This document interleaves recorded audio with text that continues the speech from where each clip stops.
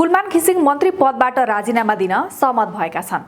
उज्यालो Nepal party, नागरिक उन्मुक्ति party र हाम्रो पार्टी नेपालसँगको छलफलपछि घिसिङले 3वटै मन्त्रालयको जिम्मेवारीबाट राजीनामा दिन तयार भएका हुन्। 3 पार्टीको एकीकरणपछि बन्ने नयाँ पार्टी कुलमानको नेतृत्वमा चुनावमा जाने सहमति गरेपछि कुलमान राजीनामा दिने बाध्यतामा पुगेका हुन्। अमेरिकाले नेपालीलाई सजिलै भिसा दिन थालेको छ। अंग्रेजी भाषामा जवाब दिन सक्ने र सामाजिक सञ्जालमा अमेरिका विरोधी पोस्ट नगरेका नेपाली विद्यार्थीलाई अमेरिकाले सजिलै भिसा दिन थालेको हो। भिसा दिए पनि पार्ट टाइम काम गर्न नपाइने भएपछि नेपाली विद्यार्थीले अमेरिकालाई अस्ट्रेलियापछि दोस्रो प्राथमिकतामा राखेका छन्। कमाई भन्दा अध्ययनलाई प्राथमिकतामा राख्ने नेपालीलाई अहिले सजिलो भएको छ। गायिका ज्योति मगरलाई नेकपा एमाले समानुपातिक सांसद बनाउने भएको छ। जिल्ला कार्य समिति रोल्पाले मगरलाई समानुपातिक सूचीमा सिफारिस गर्न छलफल चलाएको छ। नुवागाउँ घर भएकी ज्योतिले संकटका बेला एमाले पंक्तिलाई राहत मिल्ने गरी उत्साहित बनाएको भन्दै समानुपातिक सूचीमा राख्ने बारे छलफल थालेको हो। प्रहरीले महेश बस्नेतको पक्ष लिएपछि जेन्जीहरूले प्रहरी कार्यालय तोडफोड गरेका छन्। विराटनगरबाट इटहरी जाने क्रममा जेन्जी युवाहरूले बस्नेतलाई रातो रङ प्रहार गरेका थिए। बस्नेतलाई रातो रङको सिम्बोलिक रङ छ्यापेको न्युमा युवालाई पक्राउ गरेपछि विराटनगरका जेन्जीहरू आक्रोशित भएका छन्।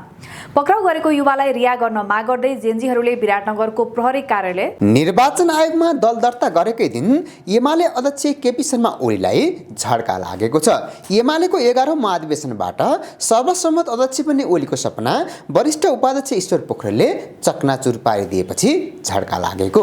अध्यक्षको उम्मेदवारी घोषणा गरेका पोखरेललाई उपाध्यक्ष सुरेन्द्र पाण्डे, युवराज ग्यावाली, अष्टलक्ष्मी साक्य, सचिवहरू गोकर्ण विष्ट, योगेश भट्टराई, गोकुल पाँचकोटा, कर्ण थापा लगायतका नेताहरूले साथ दिएका छन्। कुलमान घिसिङको उज्यालो नेपाल पार्टी झनै शक्तिशाली हुने भएको छ।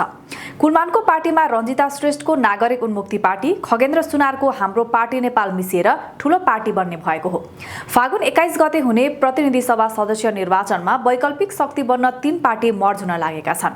चुनाव अघि मन्त्रीबाट राजीनामा दिन लगाई कुलमानको नेतृत्वमा एउटै पार्टी बनाएर चुनावमा जान 3 पार्टी सहमत भएका छन्। दाह संस्कारका लागि आर्यघाट पुर्याइएकी एक महिला बिउतिएकी छिन्।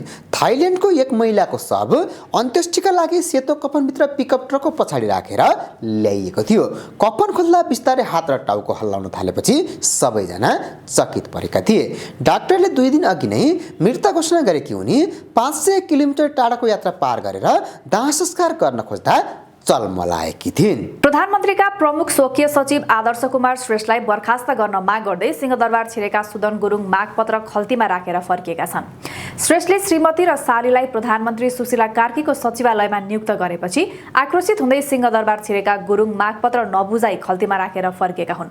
मिराज ढुङ्गानाको समूहले भने सिंहदरबार गेटमा मागपत्र टाँसेर फर्किएको छ। कुलमान घिसिङको चट्टाने अडानपछि बुढी गण्डकी जलाशययुक्त आयोजना र माथिल्लो अरुण अर्ध जलाशययुक्त जलविद्युत आयोजना बन्ने पक्का भएको छ।